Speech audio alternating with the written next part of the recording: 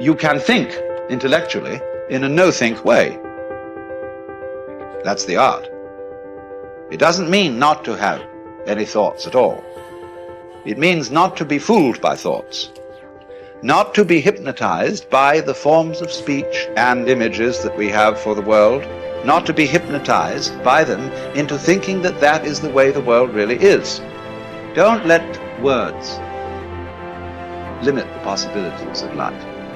The easiest thing I've done was to get out from under the labels and to live the life that I live. The most difficult thing I've ever done was to believe that I can do it. When you don't know what's impacting you, and it's something that's holding you down and you're not aware of it. You live in a dominant culture that is designed to destroy your sense of self and your belief in yourself, and you have to learn ways in which you can begin to connect with this power that you have within yourself to handle where you are.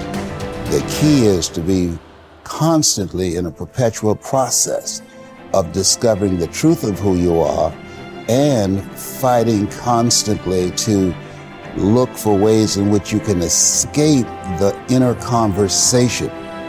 Now it's the mental game. And that's where people get lost in life, get lost in that next level. You must get your fucking self out of the fucking sewer. No one's coming in the fucking sewer to get you. It's dark, it's nasty, there's rats down there. It's your brain. You are the only person that can pull yourself out. The easiest thing in the world to do is to complain. The easiest thing in the world to do is to be negative. It takes work to have a perspective that see things on the right side of the coin. You gotta fight for that. It takes work to show up every single day, and when things are not playing in our favor, to say, you know what, man, I'm gonna still show up, and I'm gonna give everything I got to it because I value what I'm a part of. It takes work to have the right perspective.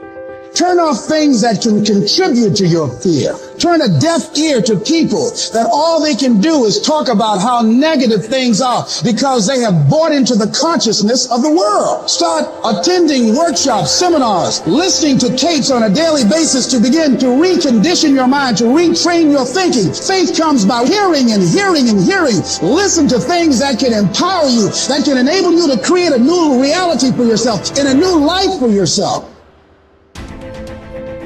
Develop the interior core where it doesn't matter if people call you crazy. One of the things limiting you from your income, your impact, a world-class life, you care too much about what people think about you. Everyone has an opinion. Why let the opinions of other people deny you from a life that will make history? If you are distressed by anything external, the pain is not due to the thing itself, but to your estimate of it. And this you have the power to revoke at any moment.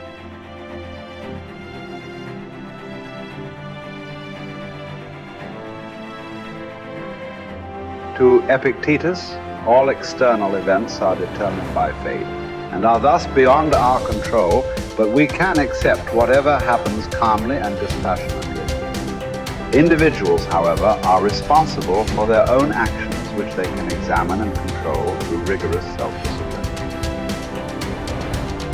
Suffering arises from trying to control what is uncontrollable or from neglecting what is within our power. As part of the universal city that is the universe, human beings have a duty of care to all fellow humans. The person who followed these precepts would achieve happiness. If you choose, you are free. If you choose, you need blame no man, accuse no man. All things will be at once according to your mind and according to the mind of God.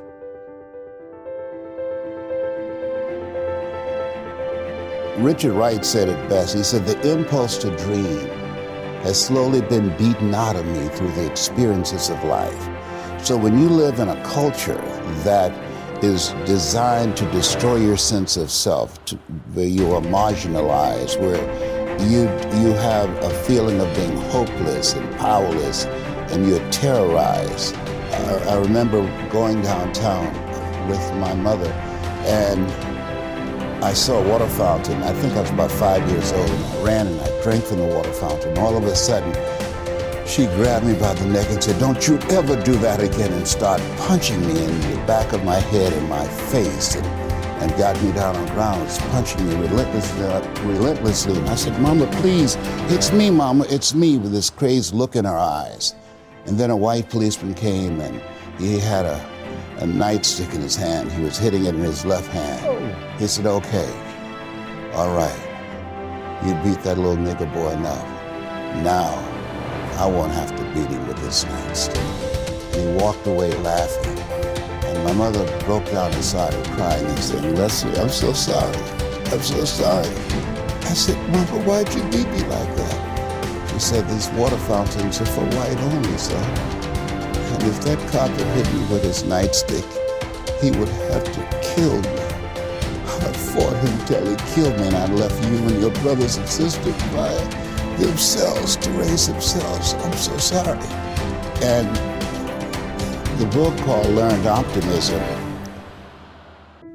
Seligman talk about the fact that between ages 0 and 5, we determine what's available to us and what's not available to us. And so that was a defining moment. I knew there are certain things I could not do, certain places I could not go.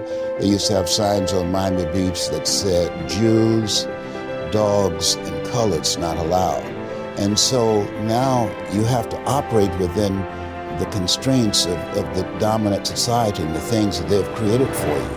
And it's a challenge to see yourself beyond that and to work to get outside of that, even after those laws have changed, because that has become so much a part of you. You unconsciously operate within the parameters of what has been put in place. Like you're driving on the expressway, the 405, and you'll get off on an exit that you weren't going in that direction, but you unconsciously did it because you've done it so many times that many people, because they're not making a conscious, deliberate, determined effort to think outside of what life has thrown at them, they end up doing the same thing over and over and over again. Einstein said that thinking that has brought me this far has created some problems that this thinking can't solve. And so through relationships, through reading, through studies, through goals and dreams beyond your comfort zone, it allows you to begin to live out of your imagination as opposed to out of your history. Disney said, the imagination is a preview of what's to come. And so as a kid, I dreamed a lot about taking care of my mother. I used to go with her to work, to clean homes, and she kept up children, and she cooked for these wealthy families. My mother could bake a sweet potato pie so good you couldn't eat it with your shoes on. You had to take your shoes off so you could wiggle your toes. And I used to look at these big, beautiful mansions and said, "Mama, what is it, Leslie? When I become a man, I'm gonna buy you a big, beautiful home just like this." "Oh, you don't have to do this." I said, "I know, but you didn't have to adopt us either." And you did. And so I'm here with you because of two women. One gave me life, the other one gave me love. God took me out of my biological mother's womb and placed me in the heart of my adopted mother. And because of her example and my love for her and the passion that I felt in my heart, I've got to do something to make her proud. I've got to do something to put myself in position to be able to take care of her. That drove me. Nietzsche said, if you know the why for living, you can endure almost anyhow.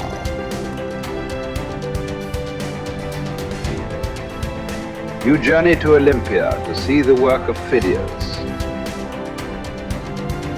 And each of you holds it a misfortune not to have beheld these things before you die. Whereas when there is no need even to take a journey, but you are on the spot with the works before you, have you no care to contemplate and study these? Will you not then perceive either who you are or unto what end you were born, or for what purpose the power of contemplation has been bestowed on you? Well, but in life there are some things disagreeable and hard to bear. And are there none at Olympia? Are you not scorched by the heat? Are you not cramped for room? Have you not to bathe with discomfort? Are you not drenched when it rains? Have you not to endure the clamor and shouting and such annoyances as these? Well, I suppose you set all this over against the splendor of the spectacle and bear it patiently. What then? Have you not received greatness of heart, received courage, received fortitude? What care I, if I am great of heart, for aught that can come to pass? What shall cast me down or disturb me? What shall seem painful? Shall I not use the power to the end for which I received it, instead of moaning and wailing over what comes to pass? If I show you that you lack just what is most important and necessary to happiness, that hitherto your attention has been bestowed on everything rather than that which claims it most, and to crown all, that you know neither what God nor man is, neither what good or evil is, why, that you are ignorant of everything else, perhaps you may bear to be told. But to hear that you know nothing of yourself, how could you submit to that? How could you stand your ground and suffer that to be proved? Clearly not at all. You instantly turn away in wrath. Yet what harm have I done to you? Unless indeed the mirror harms the ill-favored man by showing him to himself just as he is. Unless the physician can be thought to insult his patient when he tells him, "Friend, do you suppose there is nothing wrong with you? While you have a fever, eat nothing today, and drink only water." Yet no one says, "What an insufferable insult." Whereas if you say to a man, "Your desires are inflamed, your instincts of rejection are weak and low, your aims are inconsistent, your impulses are not in harmony with nature, your opinions are rash and false," he forthwith goes away and complains that you have insulted him.